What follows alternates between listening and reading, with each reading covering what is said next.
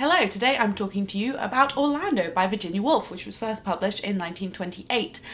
This is a very strange book, especially by early 20th century standards. Woolf was being very experimental in form, so the book takes place over 300 years and randomly Orlando just falls asleep for 7 days with no real explanation. But it's great that Woolf played with the form because it means that she had more scope to explore different ideas. The book is written as a biography loosely based on Vita Sackville-West, who was Woolf's lover, writer, friend. It begins with Orlando as a nobleman in Elizabethan era England. He goes down to London in the Great Frost of 1608, where the River Thames is completely frozen over and there are fairs and markets on it, and falls in love with this Russian girl who then betrays him, and he gets really sad about it, and he goes back to writing, goes back to his ancestral home, gets harassed by this woman that wants to marry him. Then he gets called by King Charles II to move to Constantinople to be an ambassador, which is old day Istanbul, where he just becomes a woman one day, and then she goes and joins all these gypsies in Turkey, and then eventually decides to come back to England, to London,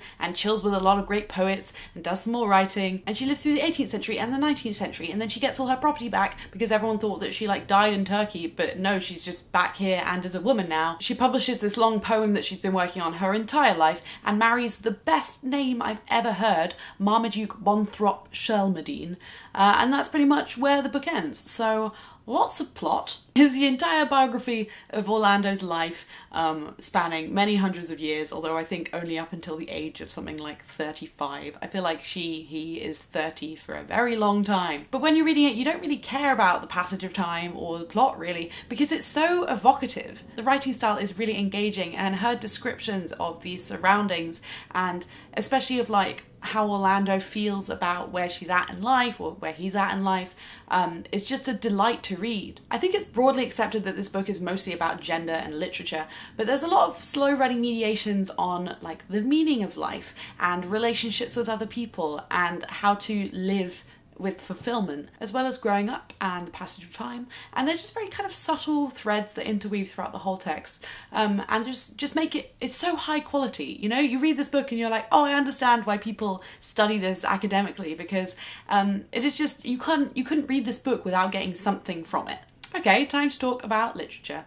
I think Woolf sets forth a vague distaste for the intelligentsia of writing at the time. Orlando meets a lot of kind of poets and novelists and gets to know them quite well over this whole span of time, and actually their names specifically in the book and stuff like that. But they kind of flirt with being both writers and critics, and I never really see Orlando specifically engaging in their viewpoint. Clearly she enjoys their company and seems to get a lot out of their opinion, but I feel like for Orlando, her journey is a very personal one with literature. He starts writing The Oak Tree, which is this poem at the very start, and carries it with him their entire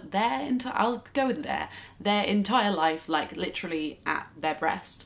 And it's one of those things where every line has been crossed out and rewritten, and at the start a critic was like, this is bullshit, it's so bad, and then by the end it's being published and really well renowned. But to me at least, it seems like The Oak Tree, this manuscript, is so such a steady part of their life, and such a kind of personal relationship with this thing that has existed alongside them this entire time, and been kind of the constant reminder of not what they were doing at any certain point, but of their kind of leanings in terms of what kind of things they wanted to write about, as well as their writing style, and also reflecting their knowledge of literature that's increasing over time. Now let's talk about the gender thing. I really liked how Orlando transformed into a woman, because it was done so elegantly and nonchalantly. Basically, he just wakes up being a woman one day, is naked, looks in a mirror and is like, okay, and accepts it and moves on. Her sex organs are never described, although it's kind of inferred that that has changed. But throughout the whole book, he has affairs with both men and women, and it's just a non-entity. There are two sentences from this transformation page I'd like to read out. His form combined in one the strength of a man and a woman's grace. The change of sex, though it altered their future, did nothing whatever to alter their identity. It seems that Orlando was completely nonplussed by this change. The only way it really manifests further on is how people approach and treat her based on her perceived gender. It's even said explicitly that she doesn't really look different. Like, she'd always had a fairly graceful face, and then as a woman a fairly kind of strong body.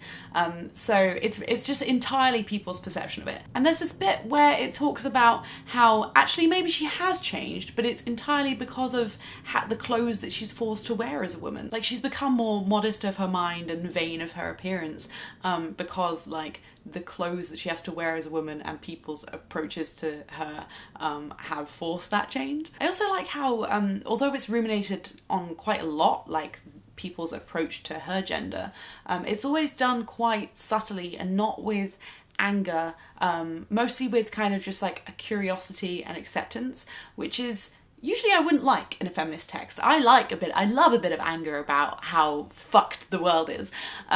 But it's done with just a lot of grace, to the point that I think its agreeableness makes it extremely valid, and it's a very hard thing to contest. I wish I could see how Woolf would write about how gender expectations are different now, because that would be fucking fascinating. I hope you enjoyed this video on Orlando by Virginia Woolf. If you have read it, as usual, tell me what you think about it, and if you haven't, has this made you want to read it?